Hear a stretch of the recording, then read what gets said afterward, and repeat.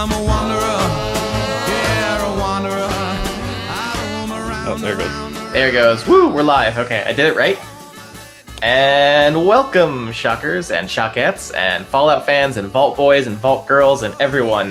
This is the DualShockers ShockCast, and we are doing our Fallout special. Did you see what I did there? That little joke I did. The special. That's gonna be the. I already picked out the title of the event. So yeah. Are you gonna do the thing where you put the period after every single letter? Yes, I am absolutely going to do that. Why wouldn't I? I hate having to do that. And like, you know the game Stalker that came out on PC like a while ago. Yes. Yeah. It was so annoying having to type that out sometimes. Yeah, I never played those games. But anyway, we're here to talk about Fallout, not Stalker. So for those of you that are unaware, Fallout, well, I don't know how you're unaware because it's a big game. But Fallout 4 came out this week, and many people have been waiting for this. So this episode of the ShockCast, we're basically just going to be talking exclusively about Fallout. But don't worry, we're going to have a regular episode of the ShockCast that'll be back. Tomorrow night is when we'll record, but you'll get it shortly after this. So we're going to go into Fallout and talk all about it. So we're going to talk all about the setting, the characters, the world. We'll try to avoid spoilery stuff. We'll just kind of talk a little bit more generally about what we liked, what we didn't like. Steven, do you want to start us off and just talk a little bit briefly about Fallout 4, what it is and why we love it so much? Sure. So if you played Fallout 3, Fallout 4 is definitely for you because it really truly is something that builds upon the foundation of Fallout 3. If you go back and play Fallout 3 now, which you can on the Xbox One due to the backwards compatibility being added today, it's kind of rough, especially compared to Skyrim, which was Bethesda's next natural evolution of kind of the formula, where you get experience and reward points for doing things. And in Fallout 3, you would get experience points, but it feels very much more now to where everything I do gets me experience points and pushes me farther along the skill trees, which I really like. And it looks better. It's a lot more colorful, which I really appreciate, especially Fallout 3 being very much green and browns, which I actually didn't mind, and I still don't mind. I went back and played it like about a week ago in anticipation of Fallout 4. And it's still, I really enjoy it, but Fallout 4 definitely improves upon a lot of it. It's one of those sequels where playing this will make it harder to go back to Fallout 3. Yeah, pretty much. I think you hit it, like kind of my feelings about the game so far, which is we'll go into more specifics a little bit later on. But yeah, you said how this is basically like this game definitely feel like is the Skyrim to like basically the Skyrim to Oblivion sort of like progression, where it's like it's not I wouldn't say it's the leap that was from the classic Fallout games to 3, where it was such a jarring like major like step forward for the series, where this is a little bit more about kind of evolving the series and just kind of refining a lot of the jank. I mean, there's still a lot of kind of janky, like glitchy parts of the game that we'll definitely talk about. But definitely this is easily the most refined, like best playing Fallout game of the series by far. Yes. Like there are just so many improvements and so many great things that they added and things like that. Let's jump into it. So I guess just for newcomers who aren't familiar with the series, basically Fallout is a post-apocalyptic action sort of mix of a shooter and an RPG. And, it's an interesting mix because it's basically it uses a lot of elements of something like a first-person shooter. You can play from a third-person or a first-person perspective. I tend to go with the first-person perspective more just because I think that's more enjoyable. But it also has a very deep, dense RPG system. So basically, just to set up kind of the premise of Fallout 4, you don't need to really play the previous games in the series. I mean, you can because they all kind of share the same universe and world. Because I think Fallout 4 only takes place like 10 years after Fallout 3, so it's not that far removed. And it's in this Fallout 4 is set in Boston, where 3 was set in Washington D.C. So they're still kind of in the same general. They're both on the east coast of the U.S. Mm-hmm. And so basically, Fallout 4, the setup in the beginning is that you kind of go into like the pre-post-apocalypse, so right before. And so you get to create your character in a really, really cool character creation system that's really awesome. We'll go into that. But so you basically you start out as either a husband or wife. You can choose as a male or a female, and you get to literally mold and kind of shape and create your character. And from there, a series of events occur where basically the nuclear war is about to go off. You wind up in Vault 111. And then you wake up 200 years later and you see that the world is pretty much in ruins. And from there on, you kind of start your journey. You're looking. It turns out your son Sean is missing, and from there, that's kind of your goal through the game is trying to uncover where he is. But also, then you get tangled up in a bunch of different factions and groups, and you end up doing quests and things like that for them. So that's pretty much kind of the basic premise of the game. Yeah. But from there, it involves a lot of exploration, combat. There's a lot of different layers to Fallout. Oh, yeah. And Fallout 4 is definitely like kind of the epitome of that so far because it just adds so much to the game. So let's kind of work back from the beginning a bit. The character creation system. I think that was actually like one of my favorite parts of the beginning of the game. It was really cool.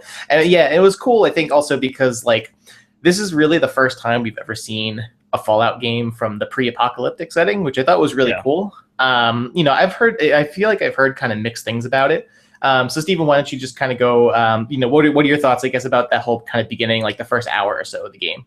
I liked it. I felt it was kind of short, but I do appreciate that because I do understand that these sorts of games, especially going back and trying to play through the beginning, can be a little bit cumbersome for people who have already played through it. Because Fallout 3's introduction was really good, but it was also quite long. So trying to replay that from the very beginning is kind of tough because of how kind of monotonous it can feel doing it again. And so Fallout 4 being, this very brief opener where it is very quickly you get pushed along into the vault, and then from there you jump forward the 200 years, and now all of a sudden you're open in the Wasteland and you're able to do whatever you want. It did feel very very quick, but I do appreciate that because then it makes me want to go replay it again. Because there is that certain barrier sometimes when you want to start over anew from a game where it's like, oh, but I have to play through the introduction, which can be very slow and cumbersome. But I liked it. It was good. It was nice to see like pristine 1950s, except not in the 1950s, but it's like the aesthetic stayed the same into the like this futuristic type setting. Because the bombs fall in 2023, is it? I forget. Yeah, I think it's something like it's something like that. I'm not sure because you wake up over 200 years later, so it takes place in 2077, so it'd be before then. Okay.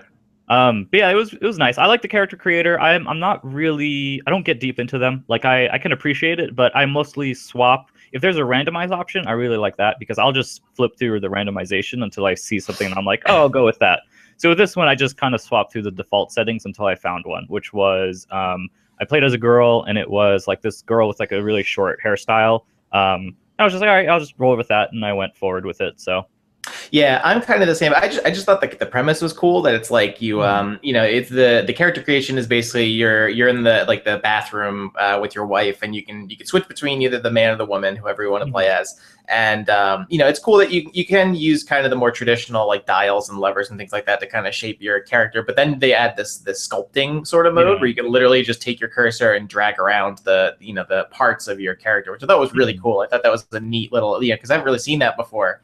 And I think in previous Bethesda games, that's always been kind of like the character creation is never really something that like you said, I've never really been that into because it just kind of takes a while. And like I remember in like Oblivion or Skyrim, like not really being like this again, like I'm gonna have to spend, but this one was actually made it fun, especially because if you take like I probably spent in this about half an hour. I just kind of did what you did and took like a preset character and just kind of messed around with it. I didn't like try to make something from scratch. But it's cool because as you're doing it, your wife or your spouse or whoever is like talking to you and be like, "Oh, I love that nose," and like these really funny. It had a lot of personality to it, which was really which was cool. And I've seen a lot of posts. There was a good article I saw in like Kotaku and a couple of places where they did like the craziest like character creation creations. There are some outrageous ones that were hilarious and spot on. They had one which was Woody Harrelson that looked amazing. It looked literally like him. And someone did Mully and Sculder from the X-Files that looked like exactly like them. They were hilarious. It was so funny. And I think it's just those like that's kind of because I love Bethesda's games. Like I love Dishonored, I love Skyrim, but Fallout's the one that like is my favorite and I feel like has the most personality to it. And I think partially that is the setting. Is like I like the setting a lot. And I think just the beginning of the game kind of oozed that. Like it just around every corner, like especially you kind of get through the whole sequence where you're getting out of the vault and you go out into the Commonwealth for the first time, which is like the post-apocalyptic wasteland. And eventually you meet up pretty quickly with Codsworth, who is your robotic butler who you meet in the beginning of the game. And actually, when you meet him after the apocalypse, he says your name. Yeah. Now, so I wrote about this where Redditor uncovered that Bethesda recorded over 900. They recorded 924 different names that you could use for your character, and he'll say them in the game that they actually recorded them. And that actually caught me really off guard. It was a nice little like touch because I wasn't expecting it. Like I think because. Yeah, when usually that type of thing when they say when you have to put in like a custom character name, they don't say it because they have no way of like knowing how to pronounce that or whatever. So it really caught me off guard that like I named my character Daryl, and the robot counselor said Daryl, and I was like, holy crap, I was not expecting that. And it's funny because I looked out at the list and like they range from so many different things. There's like curse words in there, so there's like it's like, but then there's also awesome ones like they added Imperator Furiosa as a name you can actually do in the game, which is amazing. It's like it makes me want to go back now and make like my own Imperator Furiosa character, and Max Rockatansky's also in there, so you could literally make a Mad Max like playthrough if you wanted to, which I think is hilarious, is awesome. Yeah, I wanted to. I kind of regretted it afterwards because I was looking back and I was like, oh, you know what I should have done? I should have made Bernie Sanders and then made my character have like a super high charisma and do a role play as Bernie Sanders in the post-apocalypse. I think that would have been, I mean, you could go around and just say field burn, just go around. It would have been great. Post-apocalyptic Bernie Sanders would be the best Bernie Sanders. So I was like, oh, I should have done that. But I'm like, whatever. I'll stick with my girl, Andrea. So pretty much from the first hour of the game, that's kind of what you go through. Is you go through that post-apocalyptic, or the pre-apocalypse sort of beginning where you kind of get introduced to the world and the characters. You wind up in the vault, you get out, and there's the classic opening the vault door and kind of see the world for the first time. And it definitely brought back a lot. It was interesting because like I played and reviewed the game. And I think going into it, I had a lot of worry just because I felt like it was going to try and do too many things close to Fallout 3. Like it was kind of like, because Fallout 3, I think, was just such a memorable, like, great experience and like one of my all-time favorite games from last generation, especially.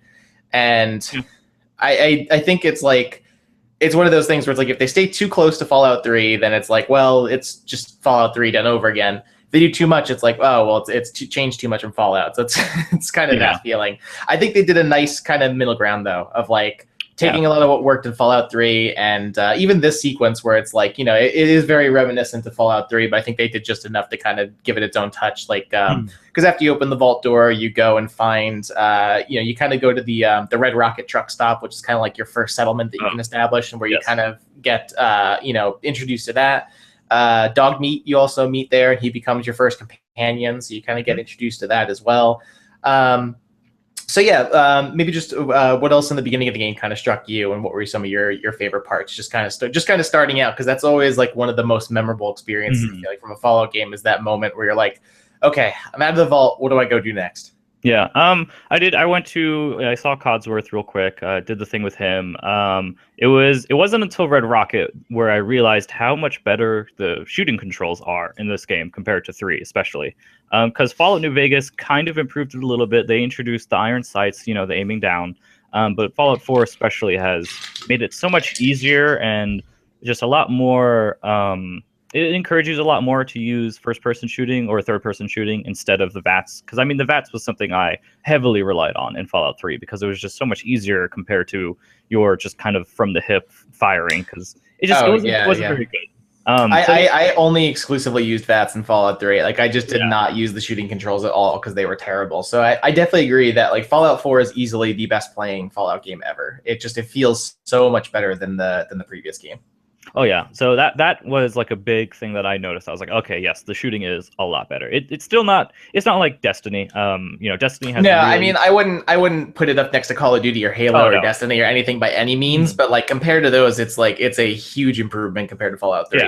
Yeah, it's all very relative. But like, I really like that. And then Red Rocket is kind of like the first place where you go in there, and it's like the classic Fallout thing where it's like, here is this building, explore it, and there may be some secret things that, if you're very, very kind of in-depth, take it very slowly, very methodically going through the rooms, you'll find, like, I think it's like, if you hack the terminal, or I don't even know if it's something you hack at first, or if it's something that's just free for you to read, you'll discover that they're talking about, like, these barrels that they've put in like the underground area, which is what causes the mole rats to appear in this area, is because they put like these irradiated barrels down, down below. And the mole rats also, they're a lot more like kind of scary this time. Not like scary because they're still easy to kill. They pop up and they're just like they'd like do this screech and they just pop up from the ground and then just just come at you so quick. Same thing with the ghouls. Oh yeah, I'll probably talk. Yeah, I mean, I'm sure we'll talk more about the enemies a little bit later on. But yeah, the ghouls in particular, I feel like they made way more not tough, but just like way more like imposing and menacing because like they made them, because they're kind of just the traditional like they're kind of slow and they're more about like getting you with numbers rather than being particularly powerful. Yes. But I feel like they almost 28 days later them a little bit, where like they made them a harder before, where they were just kind of like slow and shambling, and that's not the case in Fallout 4. Oh no, they will charge at you and like try to jump and tackle you, which I really like that animation that they put in, where it's like they're like legitimately just like vaulting after you, which is really cool. But no, back to sorry, go ahead. Yeah. Back to the Red Rocket is you go downstairs and you find like the hole that goes into the mole rat nest, and you find the barrels, and it's in this area where there's like a sectioned off hallway that doesn't go that far. It's a dead end, but it's irradiated. So when you go closer into it, you'll become irradiated, which also introduces the really cool system that they have in this, where the more irradiated you become, the lower your max health is, which is really cool. I really like that mechanic. Yeah, me too. They actually, I think that was good because I feel like it makes. So for those who don't know, is basically like when you go around and wander around the world of the Commonwealth. There's a lot of areas you encounter where there's like high levels of radiation, which is called rads. And what happens is if you stay too long, the radiation affects your maximum health. So I don't remember. In 3, I don't really remember. Was it just like a meter that filled up or whatever? Basically, it was like a separate meter. I forget. I think over time it would make you. It would just kind of debuff you almost, but it wasn't anything major. It was something like that, yeah. But basically, radiation was just kind of its own meter, and it would build up over time. But it wasn't really as like it didn't affect you. I feel like as harsh as this did. But in Fallout 4, they changed that, where now when you get affected by radiation, it limits your maximum health. So the longer you're out there, your maximum health level decreases. So it gets harder to So until you use Radaway or go to a doctor to remove radiation, your health bar will be lowered. So they definitely made radiation a lot more something you have to watch and keep an eye on. Like I definitely now, whenever I go in an area and I start seeing like +10, +15 radiation, I'm like, oh crap, I got to take like Rad-X to boost my resistance. Or I always carry around a gas mask with me, so that way if I get in like a really irradiated area, I can put that on real quick and drop my radiation, or boost my radiation resistance. Yeah, so I do that too. I have my gas mask and stuff for that.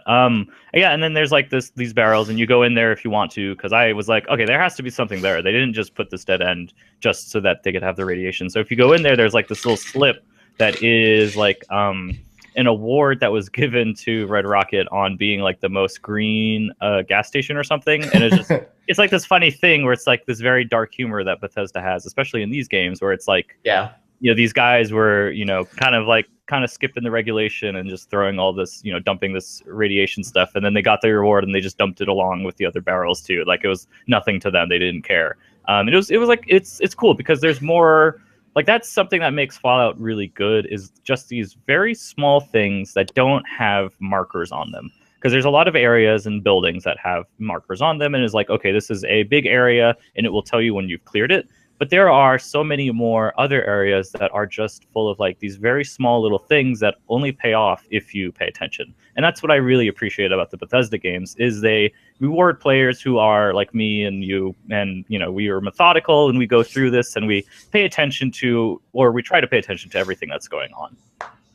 Yeah, I think that's easily like one of the biggest reasons, because I mean, like I didn't get into the series until Fallout 3. That was kind of my first introduction to it, and I played a little bit of New Vegas. I haven't quite finished it yet, but I will go back to and play it. But 3, I invested so much time into 3. I probably spent about 125 hours or more, I think, in 3 altogether, between the main game and all the DLC. Oh, yeah. And I think the big thing that I love about it is the world. Is just Bethesda in particular is really good about making worlds that like you get invested in. and that reward exploration. Because I feel like Fallout, the only other ones I would say that maybe did that as well were games like Red Dead and things like that that kind of rewarded exploration and going around. And but Fallout in particular is really good about that, where it's like it rewards you and incentivizes you to go around and check out the world, not only for loot and things like that are very valuable, because you have to go around and look for stim packs, weapons, armor, ammo, things like that, but also just because they do a really good job of telling stories just pretty much through the environment. I'm sure we'll talk a little bit in a little bit about Boston itself and kind of the setting.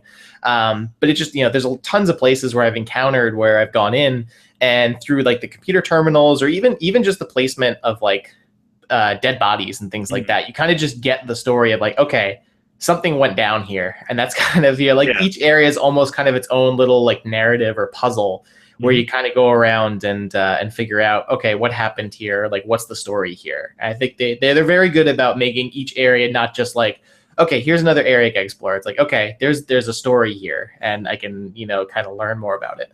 Yes, yeah, I really appreciate that about their games, because there was a lot of that in Fallout 3, and I'm looking forward to finding more of it in Fallout 4. Yeah, so let's while we're on the subject, let's kind of talk about Boston and the setting. So Fallout 4 takes place in post-apocalyptic Boston and kind of the areas around it as the setting this time around. And as you mentioned, it's definitely a more vibrant and colorful world compared to Fallout 3, which was definitely more kind of green and brown and gray and like So what are the things so far that have kind of impressed you about the setting of Fallout 4 so far, or what have been your favorite things?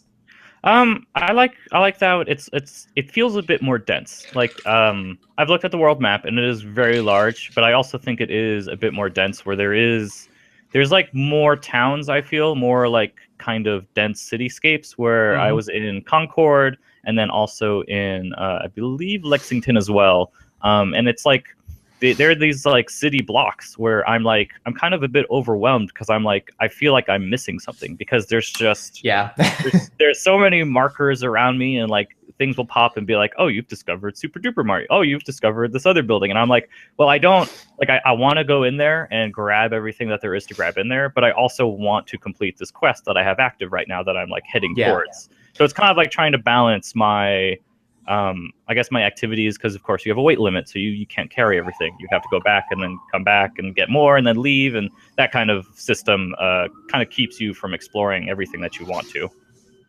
Yeah, I definitely agree 100%. I know, like, when I was talking to George a little bit about the game as well, is like like the map is big. I don't know if I'd say it's especially bigger than like any other like big open world game that I've played. It doesn't feel any bigger than like Skyrim or I haven't played The Witcher 3, but I know The Witcher 3 is also massive. But games like that. I do agree that I definitely feel like this is like one of the densest open worlds I've ever experienced, because it's just like there is so much filled, especially when you go into like the downtown Boston area, where you go around to, like, where the Freedom Trail is and like that area. It's just funny whenever I open the world map and look at it, because it's literally that one area like in the middle of the map that's just littered with icons. It's just like I half the time I feel like it's actually kind of difficult to go around in there because of how many like little icons are in there, and it's hard. But it's just, this is definitely like the densest, and it's just there's so much in there to explore and discover.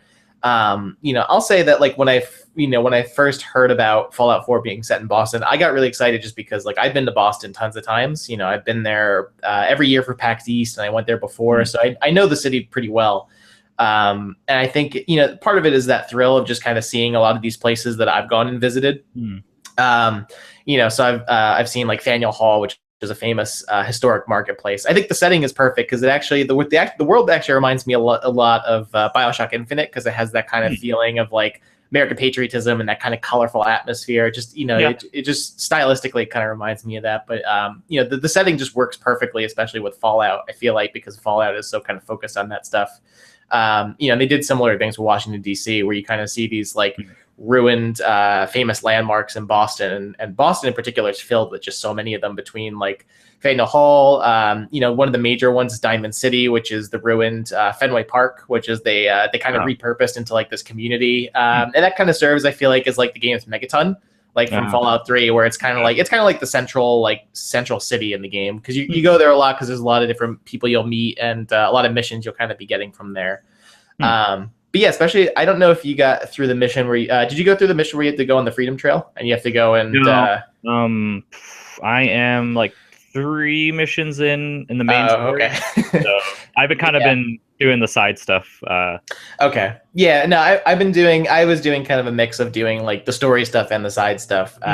So without saying too much, basically there's a mission that revolves around the Freedom Trail, which is a famous historic trail in Boston that this is just kind of one of my favorite missions, but basically it revolves around the Freedom Trail in Boston, which is like, it's like a 2.5 mile trail, I believe. I've done it before.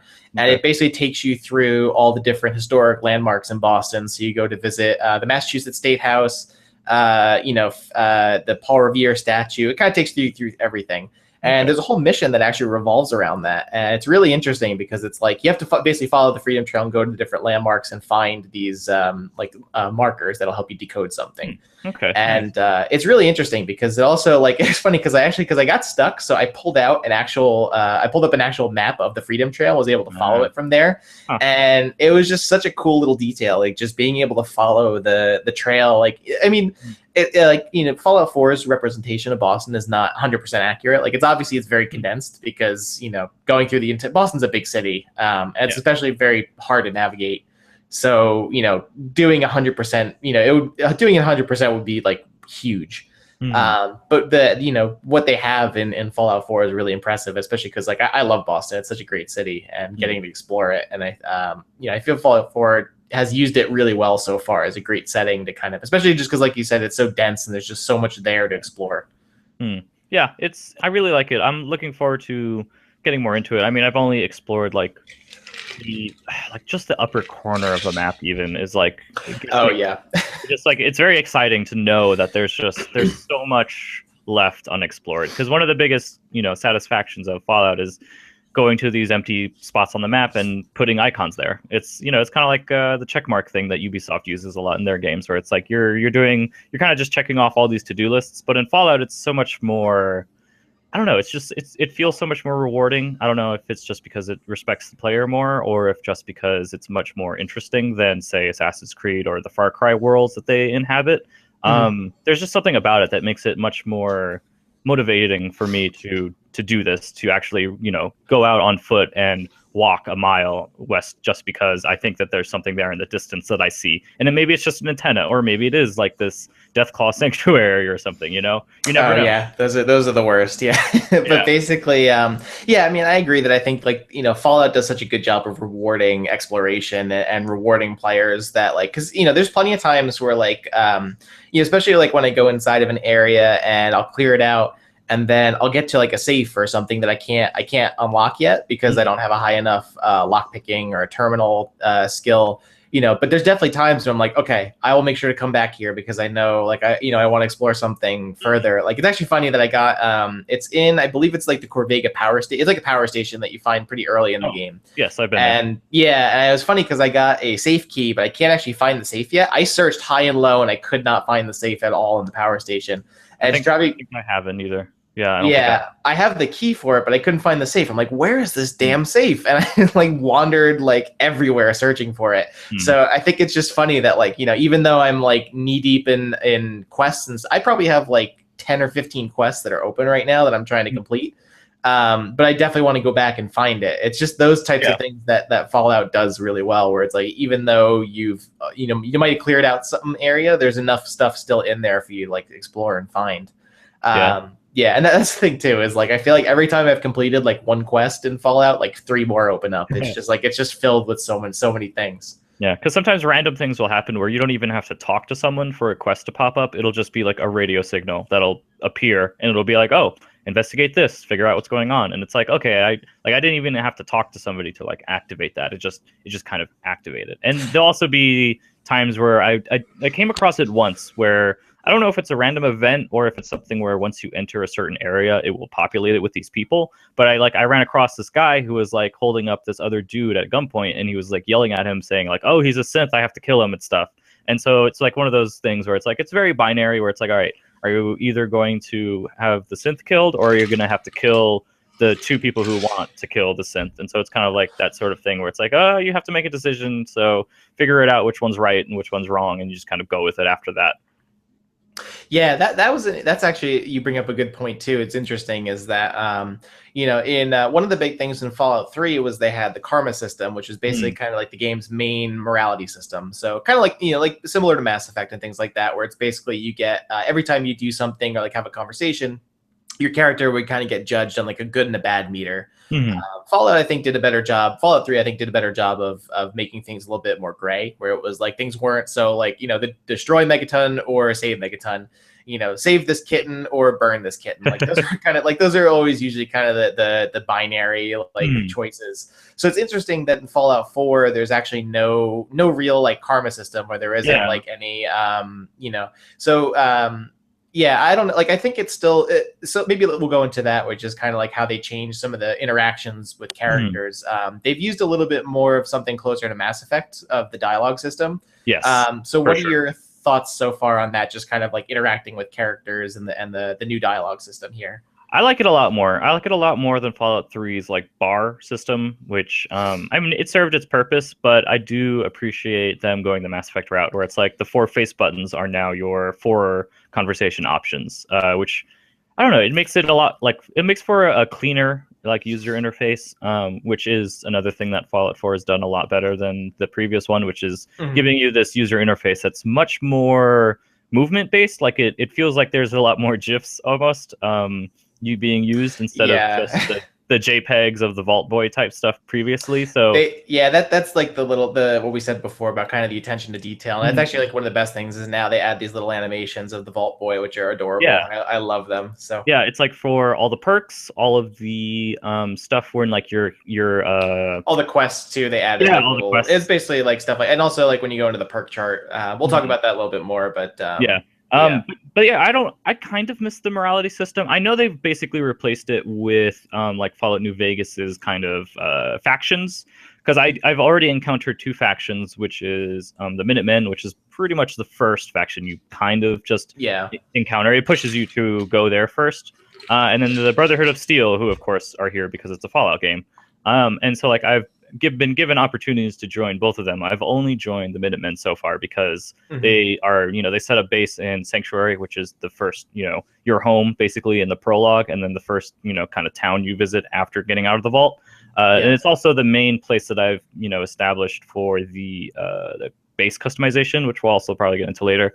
But like, I do like how it's a little bit more faction based. I haven't gotten far enough into it to recognize how my decisions will affect my relationships with other factions, but I can see that yeah. happening in the future where I'm introduced to more factions and have to make more decisions that affect all of them.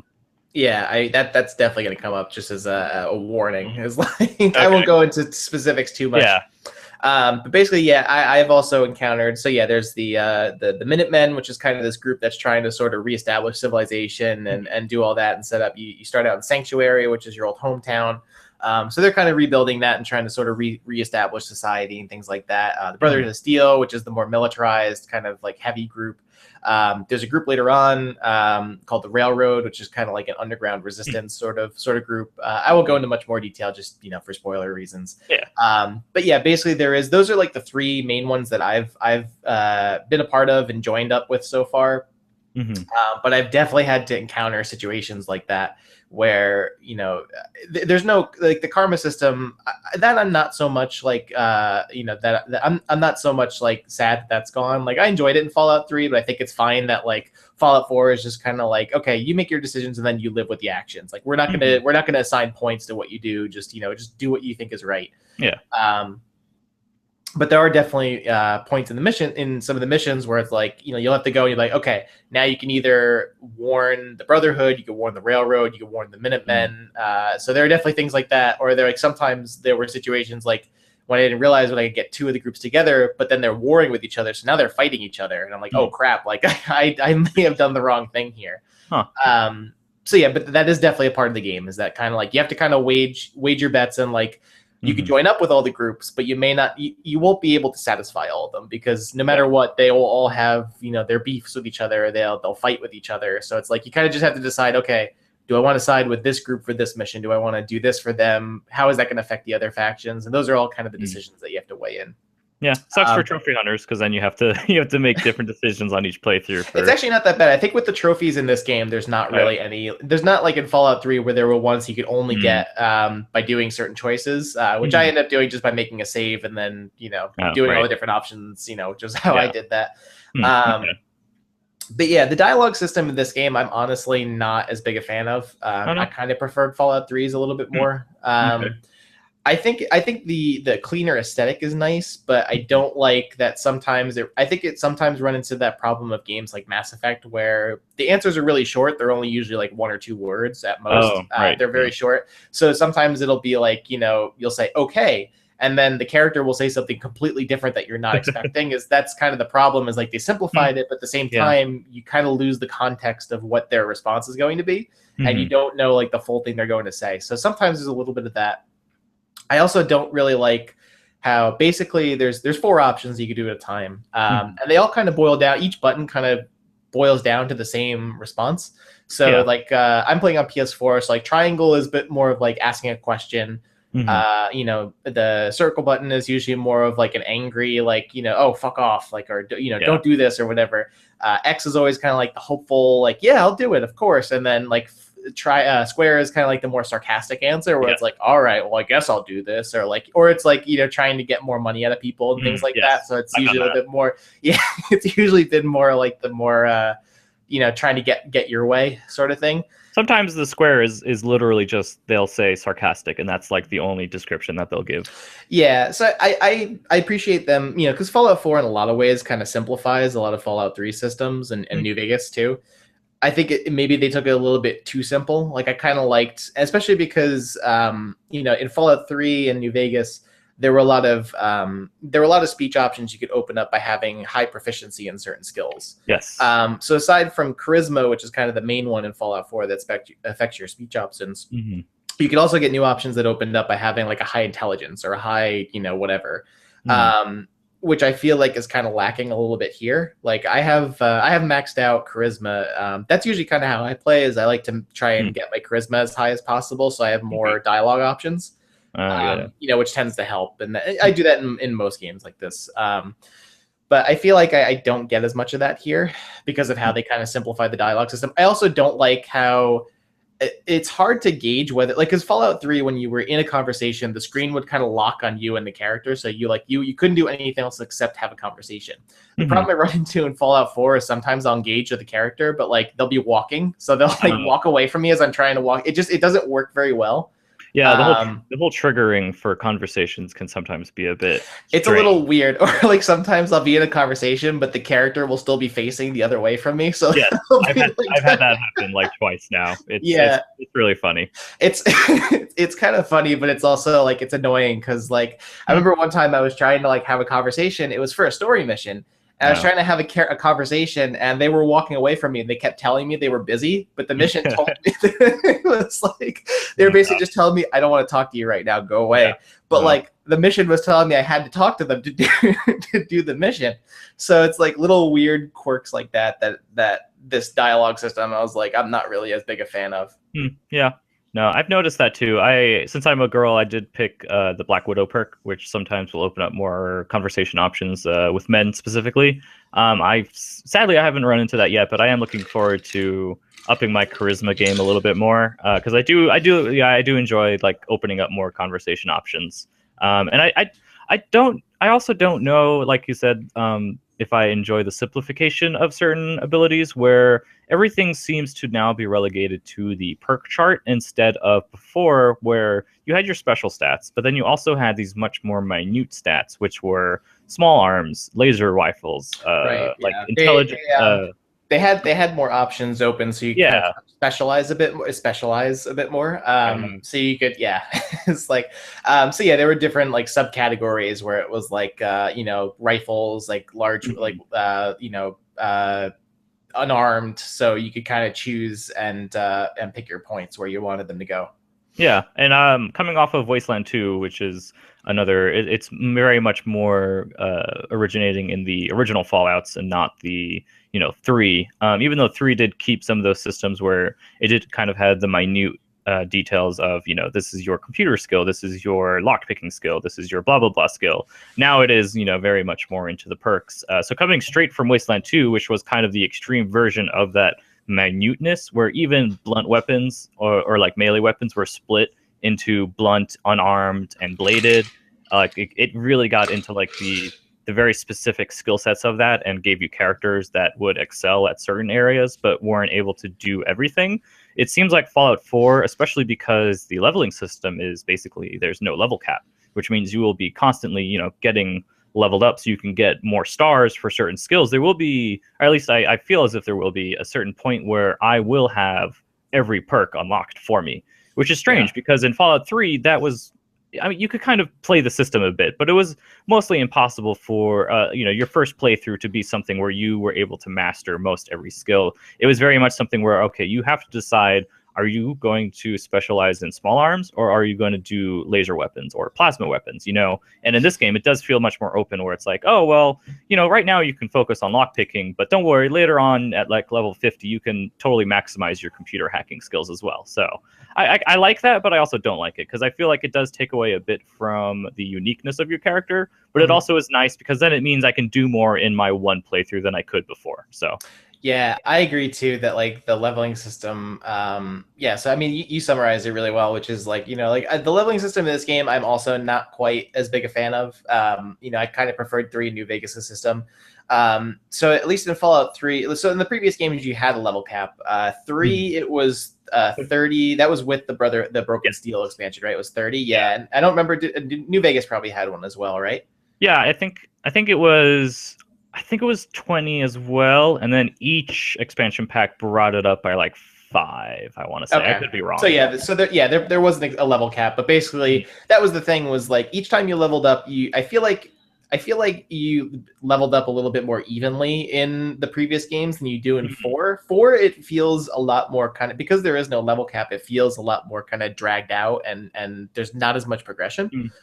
Yeah. Which is it's cool because like I understand them trying to simplify things and giving you more options, because I think in total there's like 270 different levels, because basically perks, the way that the leveling is divided up now is that perks are tied to special. So you basically there's like 10 or so different perks, and then there's different levels for each perk. So so every time you level up, you basically get a point that you can do. So you can like unlock either a new perk, you can boost one of your existing perks you already have, or you can raise your special level. Yeah. And I kind of wish maybe that they did a little bit of a better job, where it's like they gave you maybe like 2 points instead of just 1, because I feel like what ended up happening was that I'd unlock all the perks, or I'd like boost all the ones I already have, and then it's you have to boost your special, like each of the attributes, in order to unlock the next perks that are available. So I feel like then because right now I'm level 33 or 34, I'm around there. And I feel like most of the points that I've used so far has been going into special, so that way I can get access to more perks and unlock them. So I don't have a lot of perks right now. I probably only have about a dozen or so. And, I feel like that's kind of, it's tough, because like the perks I think are one of the most fun parts of Fallout games, is they basically perks, they give you different abilities and things like that. So you can do things like lockpicking or the hacking, which boosts your ability to get into terminals or break locks. You could do things like gun nut, which gives you more access to weapon modifications. So then there's silly ones in there like bloody mess, which basically boosts damage, and then it also adds to the game's gore, so it makes it way gorier. So that's kind of my main criticism so far. The leveling system, as I just don't feel like it provides the same level of kind of balanced leveling that 3 New Vegas did. Because basically what those did was like, it was like you gain a level and it's like, okay, so now you can put 5 points into your special, or like into your different abilities. So you could boost things like your small arms, your unarmed, stealth, like things like those. And then you could also, and then from there you could also gain 1 or 2 perks. So I feel like here it's just not quite as balanced or meaningful as building your character. I mean, because like you said, like since there is no level cap, theoretically you could end up getting all the perks. I mean, you probably will. It'll just take a long time to do that. But I just think that and also because I think just the way that the perk chart is laid out is it's just so kind of overwhelming. Like it's really cool because it's got it is a little confusing, yeah. Because it's cool because it's got all the little vault boys doing like the animations of all the different perks, which is cute. But I think at the same time, it's like, okay, I don't even know. Like I feel like before I even pick a perk, I have to spend like 5 minutes going through each like level, figuring out what I want, and it's just not as intuitive and laid out as well. Yeah, because before it was like it was this very specified road you could go down, and you could choose which road you wanted to go down. And in this game, it's so open to where I can have a third tier like intelligence perk without ever having put anything into the 2 previous ones. So they'll just be grayed out. But the one that I have chosen will be colored in, which means I have it and it's activated. But then when I go to pick a new one, it doesn't seem like there's anything indicating what's cut off from me and what is available to me. Because there will be, like you said, it's very much tied to your special skills. And so if you don't have this certain special amount, you won't be able to access that perk, but it'll still be there on the chart. So it's kind of like this weird tease, but also frustrating thing where it's like, okay, what do I want versus what can I get? Which can sometimes be confusing just because the chart itself is laid out in like such a strange way where at the very top is all of your special skills. Then as you go down, there are these different tiered perks. Each of them, though, does have very different specifications or requirements for like what special skills you need to be at what level in order to have access to them. And then, yeah, each one of them has their own level within itself. So it's such a strange, like, it's almost like they took RPG mechanics and just like exponentially like went like crazy with it, because it's like there's just so much like little number minutia details that you have to figure out in that system, which I do appreciate it. I feel like I just need to be exposed to it more. But like you said, I also do wish they gave you more than 1 point per level up, because if they gave you more of that, then it would feel like I'm making more significant progress. But because I'm only given 1 per level up, it feels like I'm a very slow giant, just kind of slowly gathering these skills instead of like being able to be like, all right, cool, I got 5 points. Well, I really need to up my lockpicking skill, so boom, 5 points to lockpicking. Now I can do so much more. But now it's like, I feel like even if it was something like maybe from like levels 1 through 50, you get 3 points, and then like 50 to 75, you get 2 points, and then 75 to 100, you get 1 point. Yeah. You know, or like 75 after that is only 1 point. Yeah. I feel like even then it would be a little bit more balanced, because then it's like, you know, I feel like I'd be growing a little bit more than my character. Because like now, otherwise, it kind of runs into the situation I'm in right now where it's like I'm mostly putting my points into my special because I want to make sure I have access to like as many different perks as I can get. Yeah. And never put your special to 10, because you'll find that bobblehead that'll permanently increase it. Yeah, that's true. I think the only one that I have increased to 10 so far is, or above 10, I think, so far is Charisma. Okay. Which I don't know if I've found that. I've only found 3 bobbleheads so far, which is going to be my next goal, because I want to find all those. They're like one of my favorite things to get. Yeah, they're cool. I built the in the hub worlds, which we should probably talk about next. I built the little stand for the bobbleheads, and I think I've collected 2 so far. So those are always cool, because they're sort of that proof of supply versus demand, where you have all these items in this world, but there are only 20 bobbleheads, and that makes them very special. Yeah. So yeah, let's move into that, because that's kind of the key thing that Fallout 4 adds, is it has a really extensive crafting system in place for pretty much across the board. Like there's between weapons, armor, power armor, settlements, chemicals, food. They really like kind of turned up all the crafting to 11. Oh yeah, for sure. So like, you know, we talked about like the leveling the characters and things like that. So let's go into the like weapon and armor modification, which I feel like is really kind of the bulk of where they put where they kind of like your weapon customization and what you can, like how you can build your character. I feel like it was funny because we actually talked about this a little bit on Twitter with the weapon degradation. I'm very happy that that's out, because I've never really been that big a fan of weapon degradation. Like I kind of get that, like, so in the previous games, basically it was your weapons and armor and things like that would wear down over time, and they would break eventually, so you'd have to repair them, which is out in Fallout 4. I just, you know, I'm kind of glad, because I feel like on top of all the systems they have here, it just would have been too much. Yeah, I but basically, understand its removal, but I still do miss it just because it played so much into the theme of, yeah, of degradation just being like it's a fact of life, where entropy is always something that I've thought about, where it's like everything eventually wears down and will be less than it was before. So I do appreciate that it played into the theme, but I also understand that they removed it because it would make it very strange if you introduced weapon degradation to these unique weapons that you were creating, because it would kind of make it harder to push players to create these unique weapons, because if you could only repair them by using the same weapon, it would make it like it would be like, well, why should I make a pistol with a different sight if I'm not going to be able to repair it because I need to keep it on the same level as this other pistol? So like I understand it. It would make it way too complicated. But I still miss it. Yeah, I know some people do, but yeah. So let's dive into the crafting. So basically, what Fallout 4 implements is that there's tons of different customization options where you can customize all your different weapons and armor, where you can modify them to make them stronger, or more durable, or things like that. Or you can completely change kind of how they function, which is like you could add suppressors, you can add long scope stocks. And basically how that is all fed into is when you're going around exploring the world, you can collect all the different junk that lies around. So things like, glass bottles or pieces of wood and things like that. And they all feed into your workshops where you can, craft and modify things. So all the junk and stuff you gather get used as resources that you could use to craft with.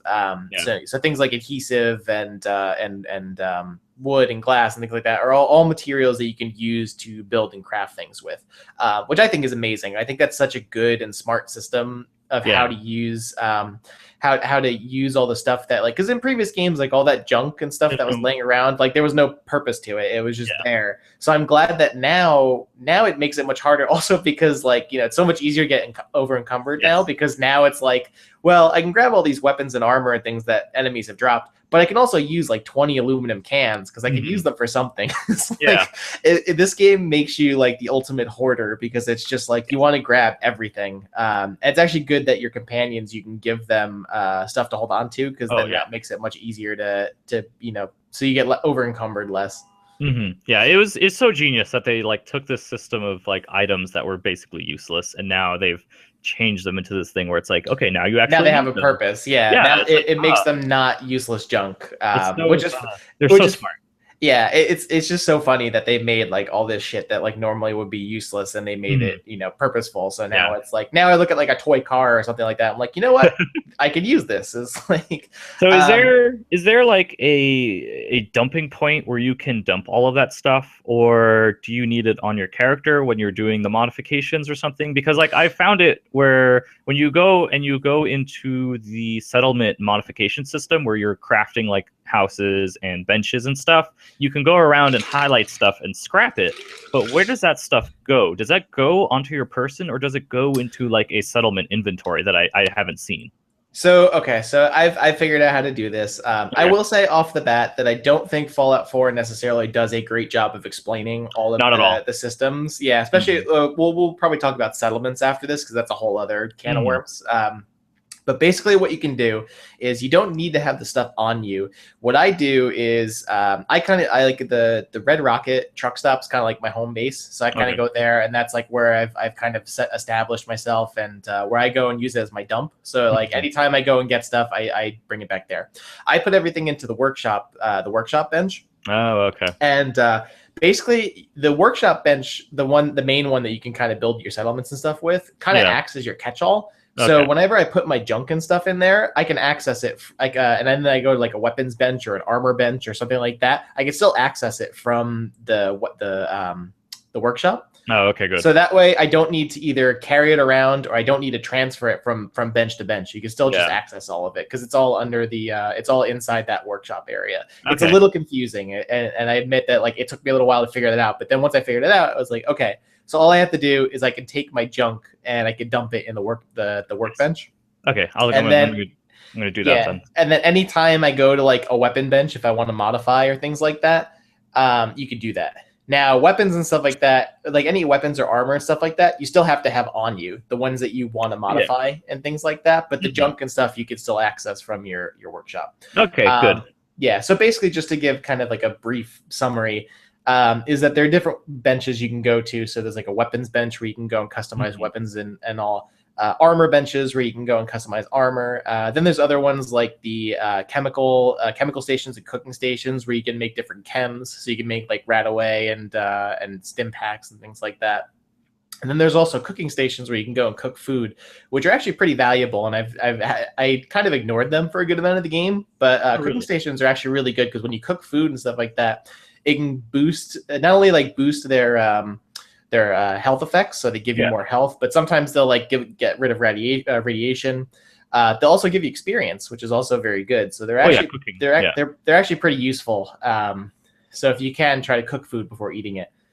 And then there's also Power Armor Station, which is my favorite, where you can go and get your customized suits of power armor, and you can go and modify them, and you can you can customize them and pretty crazy. It sucks because a lot of the really, really cool modifications for the power armor are locked behind the really high level like science and high tech perks, like getting a jetpack and things like that. Like that's my ultimate goal. Is I want to become Iron Man. It's like basically, I mean, it is pretty much Iron Man because like when you go into and out of the suit, it's got the really cool Iron Man animation when you're going in and out of it. Yeah, that's cool. I think that's the crafting system is interesting because I think it's like easily one of my favorite things about the game is it just adds so much more like complexity and depth, but in a really fun way. It's just hard because you're so limited in the beginning of the game to what you can actually do. Because really, like the beginning of the game, you're not going to have a lot of resources unless you go around like your workshop and you go and scrap everything first. That's what like I did. That's what I did as well. So that's a good piece of advice. Start going around scrapping stuff so that way you can have more resources available to you.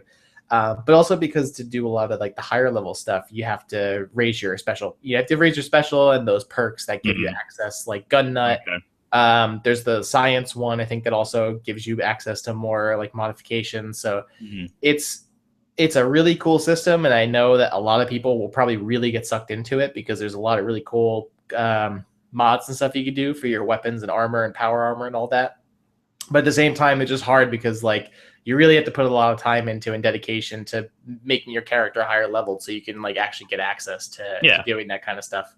Yeah, I like it. I very much see the Skyrim influence on it because a lot of the like the forge, the weaponsmithing, the armor smithing is kind of carried over into Fallout, and they've made it and adapted it into the setting that it is, which is the futuristic retro sci-fi.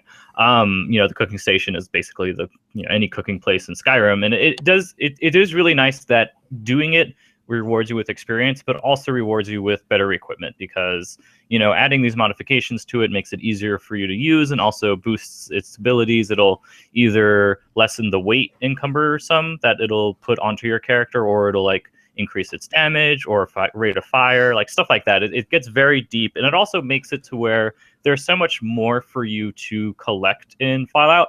Because in Fallout 3, I reached a certain point with my character where I was like, okay, I have this set of armor, I have this weapon, and this is my weapon and this is my armor, and I'm never going to change from it because there's no reason for me to. It's the best that I've come across. And so in this game, I feel like they have so many levels to the armor itself, and they've introduced a lot more armor, I feel, because like even the raiders now have like their own separate power armor, which that's never been done before to my knowledge. No, they haven't done that before. So yeah, they've changed armor a little bit. So now there's more like a layered armor system. So rather than getting different like complete, you can still get sets that are like complete sets of armor. But then you can mix and match kind of different sets that you have. So there's like combat armor, there's raider armor. So now you can it's all divided up by body parts. So there's like a chest piece, a left arm, a right arm, etc. It's really cool because I've come across a set where it's like you have head, face, left arm, left leg, right leg, chest piece, and then an under armor as well, where you can like.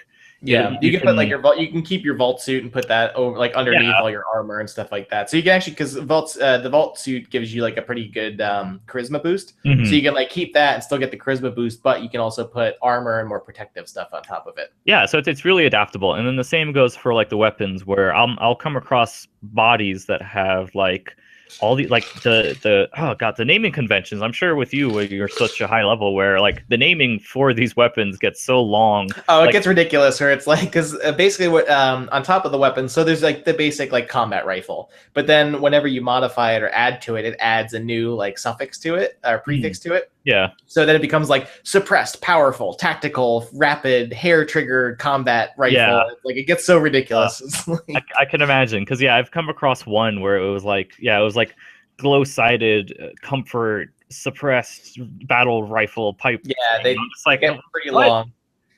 It's So- like, yeah, it's funny because it does add, not superficially, I feel, but it does add a bit, like, not, it's not like they're adding completely new weapons, but they're adding just enough to where it feels like there are weapons that are of the same base but are different enough in their customization that they do feel very different, which reward it kind of like it makes you want to play more because you want to find more of that. And so like the amount of layers and levels they've added onto those already existing systems that were very much something that motivated me to explore because I wanted to find better gear. It's kind of like I've never really fell into the loot grind of, say, like a Diablo or a Destiny, but I've very much fallen into it in Fallout games where I am constantly looking for better armor and better weapons and better ammo and better more stuff. So Fallout 4 very much improves upon those as well. So Yeah, I agree definitely. Like I think, Fallout 3 I definitely had the same way where like I used I used to really love the Chinese assault rifle, which was like an AK-47, basically. And it was a really good gun because you get it pretty early and it's still pretty strong like throughout the game. I feel like Fallout 4 is good because, even if I get attached to like a particular, like I have a really right now I have a really good 50 caliber sniper rifle that I love. It's like my baby. And I every time I get new weapons, stuff like that, I'm really hesitant to be like, well, I want to keep this rifle. It's really good. I think Fallout 4 does a better job of like, well, now it's like, well, now I can customize it and make it even better. So that way, like, it extends the lifespan of the weapons a lot longer. So it's not like Destiny or like Borderlands or something like that, where it's like, okay, I found a new gun, dump on my previous ones. That's it. Now this is my weapon, basically. Yeah. It's like, yeah. It is really good. So yeah, I don't know. I'm trying to think of. I mean, that's pretty much a majority of the game. Trying to think if there's anything else that. We didn't really go into settlements yet, so we could definitely talk about okay. That's another big one. So the other big component of the kind of crafting and all that is settlements, where you could basically pretty much, it's the closest you can get to Minecraft without being Minecraft. Basically, is like like it's so basically you can set up these specific areas of the game as your own kind of mini communities called settlements. And some of the ones we mentioned were like the Red Rocket, the truck stop, which is kind of your first one, which is like a much smaller scaled settlement, versus Sanctuary, which is the next one that you'll get to, which is huge, and you could really like get involved and make like a town to call your own. So basically, so yeah, if you want to go into it a little bit and just kind of talk more about settlements and how to do them. Yeah, because it's the main one I've done is Sanctuary, and again, it isn't very good. They try to introduce it to you in like a mission structure of telling you to make this because you need it and how to make it and stuff. Right, yeah. But there is a lot more there where it doesn't slowly introduce things to you. It kind of gives you everything you can create, but doesn't let you create it because you don't have the supplies. So it kind of like the perk system where it presents this entire tree and inventory of things you can make, but you still have to find the things to make it. So it kind of is like overwhelming at first, where I'm looking through like all of these, like I'm sliding through every item that I can make and being like, oh geez, like should I make this chair or this other chair? Like what's the purpose of like creating this end table? Is it just like a visual thing, or would it like, like I'm imagining it being like the original Dark Cloud, where you had to create a town and you would have to then go into the town and ask these people what they wanted to make them the happiest. And so some of them would be like, oh, I wish that I could see the sun from my front porch in the morning. And so you would then have to go into the editor and then like change it. And I'm trying to think of like, because I feel like there has been little bits of that in this game, not as extreme as that, but there have been parts where I've talked to people in the settlement and they've been like, I wish I had this chair, and I'm like, all right, I'll build this chair, and then I'll build it, place it in the world, and then go back to that person and be like, try to talk to them, but they'll still be using the same dialogue, and I'm like, I just built you a comfortable chair, like you will get your chair, and you will like it. Yeah, I'm like, just recognize that I've built this chair and register it so I can get experience and move on, because it's like it's still in my little like to-do list thing, and I'm like, God damn it, I built you this chair. Yeah, sorry, keep going.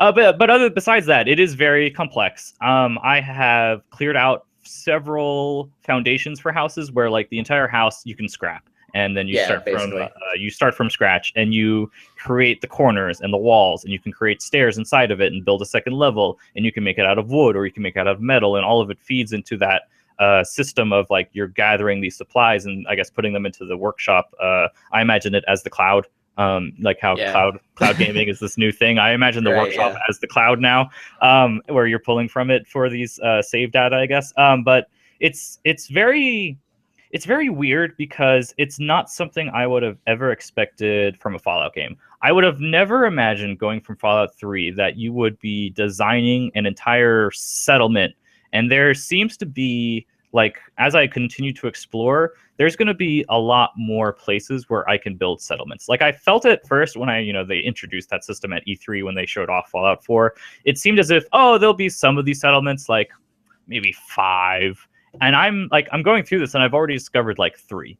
And I'm just in this small corner of the map. And I'm like, are there, like, how many more are there? Like there's a lot, because I would say I've probably discovered at least like maybe 10 to a dozen different places that I can set up as settlements. So there are definitely a lot. There is actually a perk, I believe, you can get later on where you can basically set up supply chains between your different settlements. So like once you kind of get them more established and you kind of get more people there, you can set up supply chains so that way they can kind of run like food, water, things like that they need. So that way it takes a little bit of the micromanagement out of it. So you don't have to do as much going around planting crops and things like that. Yeah, because I've mostly built Sanctuary, and right now I'm focused on Sanctuary. Like I haven't even built every house on the foundations that I've cleared out. I've kind of been like, I'm just gonna focus on this one house and kind of make it the way I want to, and kind of leave it for now.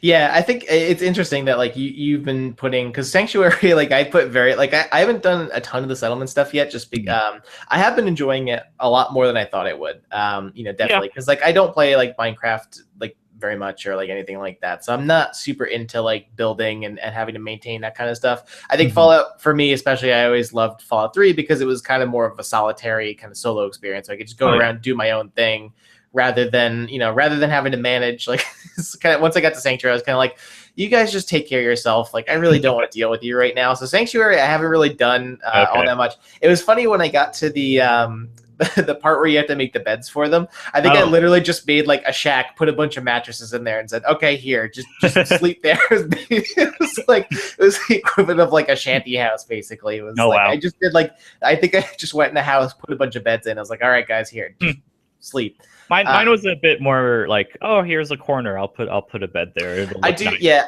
I do want to go back, and I think once I get through like more of the side stuff and kind of finish the main quests and stuff like that, I'll go back to and kind of develop my settlements more, because I do really want to establish them more and make like something big with Sanctuary. But I've been putting a lot more time into the Red Rocket truck stop as kind of like it's kind of like my bachelor pad, basically. I see. So I'm setting up. There's one really cool video I saw where a guy set up his power armor collection, because he had like 6 different. So he actually set up 6 power armor stations and kind of had these cool little like mini garages where he put the suits. So I want to make something like that next, because I think that's awesome, especially because I have a couple suits of power armor right now, and I kind of want to put them in one place. So it's interesting that you're kind of focused more on like building the community instead of this big sprawling thing, and I'm just kind of like, I'm making Red Rock into my little home base, and because I set up some defenses right now, because that's the only annoying thing, is that like occasionally, especially because the more established that you make a settlement, the more likely they're able to be attacked, because there'll be roving bands of like raiders and super mutants and things like that'll attack. So sometimes you'll get a thing where it's like, so and so settlement is being attacked, so you can either like hope that they defend it and that not a lot of people die, or you can go over there real quick and go and defend it and make sure that It's it doesn't get.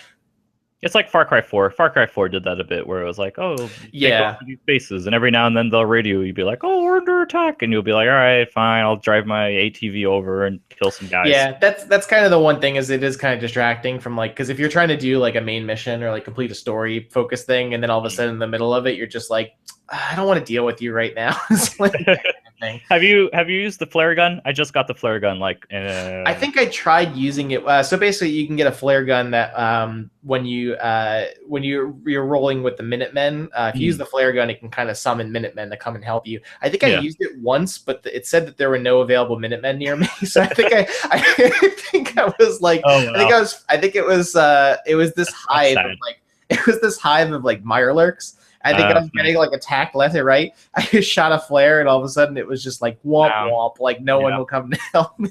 Nice. So I think it's just because my Minutemen are basically all situated in Sanctuary right now, so they're kind of far. So if I'm like on the other side of the world, they're like, yeah, we're not coming to help you. So, yeah, they're like, oh, flare? I didn't see it.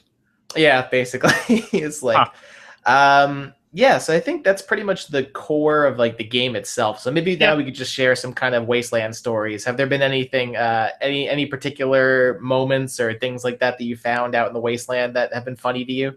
Mine are going to be mostly probably glitch oriented, because the game obviously is very glitchy.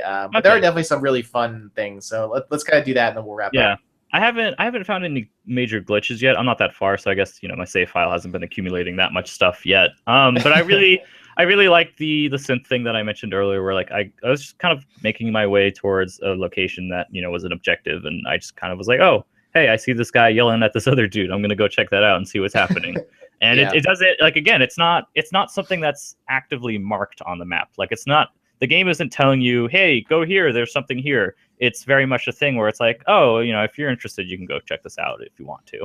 And there wasn't like anything significant. Well, maybe there is later on, but right now, like, there's nothing significant that I got out of it. I was just like, oh, I'll save this guy. And then I did. And, he was kind of like, oh, hey, here's some bottle caps. Thanks for saving me. And then he leaves. And it's like, oh, it's a very small thing. And I kind of appreciate those things more than like the big saving the world type, because I've always enjoyed stories that are much more smaller scale, where it's very much more about like a very personal tale about this one person than say like the gigantic epics of saving the world. And so Fallout has both of those, more so the smaller things though, I feel, because you'll come across very terminals that are just like a closed terminal, so it's very much just this journal of this one person kind of chronicling their from their beginning into like usually dreadful end where they died. I would say there aren't too many happy stories in Fallout. No, it's like, no, there definitely isn't. There's a lot of. I mean, like the series, like it has a very like kind of dark sense of humor, so some of them are pretty funny. But yeah, most of the time, no, it's mostly people dying.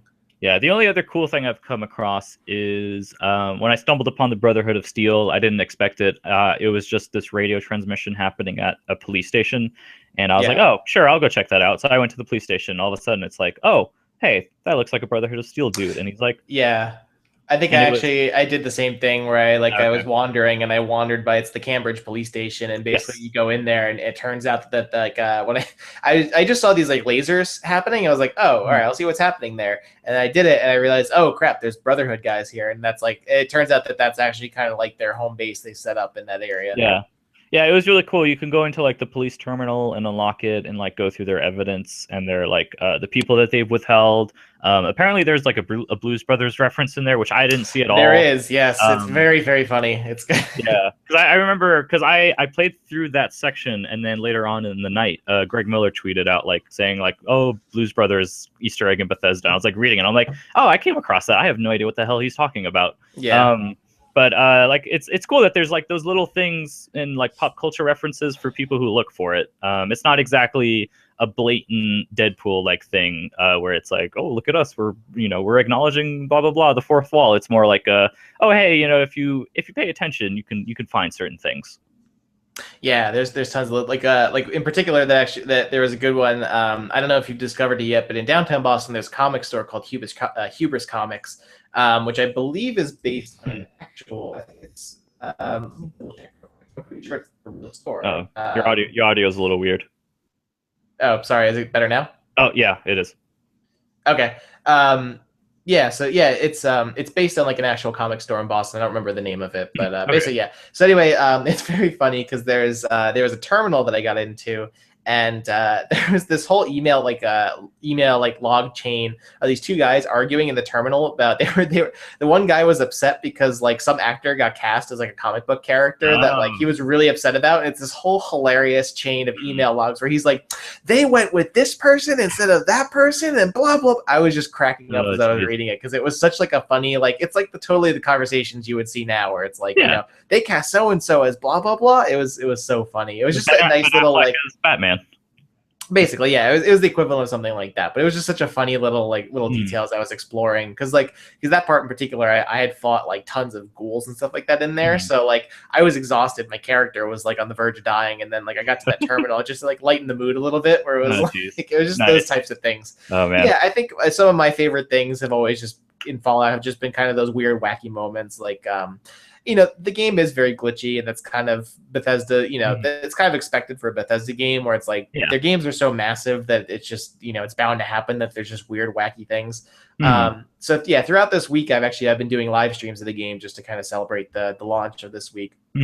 And I remember I had some pretty funny ones where actually it was early. It was in the first fight against the mole rats with Dogmeat when you do like in Red Rocket. It's funny because Dogmeat actually started fighting one of the mole rats, but then they slowly started just lifting in the air and just levitating. It was just like it's funny because my roommate was watching me and he saw it happening and just started cracking up. I was like, well, that wasn't supposed to happen. Oh my god! Wow. It's like because there's that anime because Dogmeat can actually he can like get it. What's that? Like pin them, right? Yeah, he can basically pin them down, and like as he's if a guy's really low on health, like about to die, he can actually take them out and kill them for you, which is awesome. Nice. And he can like pin them. So he did that with the mole rat, but I guess the animation got stuck, so like he just started lifting in the air and stuff like that. Which is one thing too that's like a little is like because you can have the different companions that kind of follow you around. The one thing I've kind of been annoyed with is sometimes they'll get in your way, especially because like they'll get stuck in a doorway or they'll like I think like every time. There was one time I was in a story mission and Dogmeat got stuck in a doorway near a staircase that I had to go up for the mission, and like I tried commanding him, it wouldn't work, so I literally had to take out my gun and I had to stab him over and over again just to move him a little bit so I could like get through. I felt it was like the worst thing ever because I felt horrible doing it, but like he wouldn't move any other way, so it was like yeah, I think the only other Actually, I have to go. Okay. I have somebody no problem. coming over to give me a haircut. So sorry to cut you short, but it's fine. Yeah. So anyway, that's our Fallout special. Thank you for watching. We'll have a regular show, tomorrow probably. So check back on the site for more fun Fallout stuff, and we'll be doing plenty of more coverage and live streams and all that goodness on it. So Steven, any last words before you go and get your haircut before the end of the world? Go read my PSX editorial. I had a lot of fun looking back at PSX last year and putting that together. It's basically a retrospective and what I expect from this year. I'm super excited for it. Awesome. Thanks, guys, for listening, watching, and go have fun exploring the Wasteland and playing Fallout 4 this week. Bye-bye. All right. Thank you.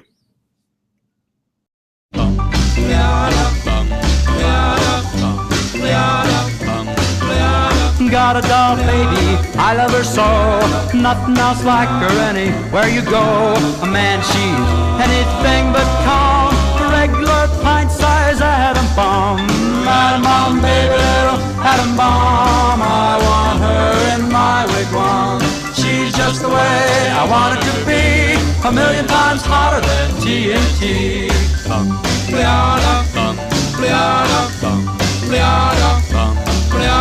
Atom bomb baby, loaded with power,